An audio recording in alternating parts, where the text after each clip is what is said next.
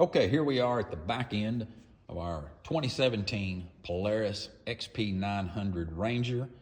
This machine has about 1,300 hours on it and just a little less than 9,000 miles. Doing a little preventive maintenance here.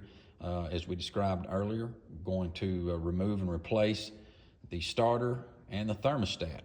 Well, here we are at the back of the machine. As you can see, as I described earlier, the bed has been removed. One of the first things we want to do on this is we remove this air tube that comes right here off the air cleaner into the black housing here. That's what you have to get out of the way in order to get from the top down to the starter.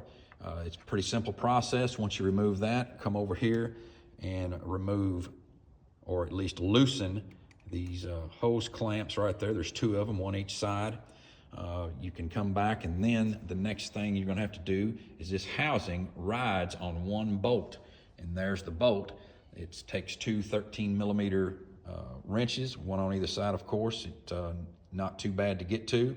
Once you get that off, you'll come back and slightly pick up on the back of this as well as pull back. And you remember, got to be careful here, because this, where the green clamp is, that is your fuel line coming from the fuel tank. So you don't want to bend that or pop that off.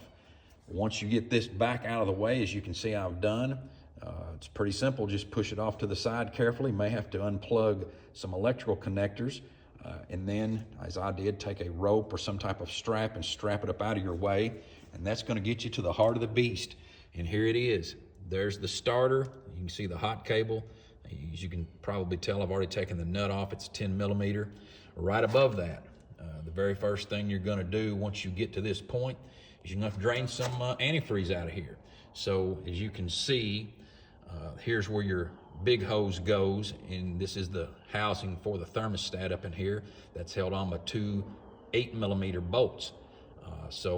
Need that and a short extension to get that off and get that loose.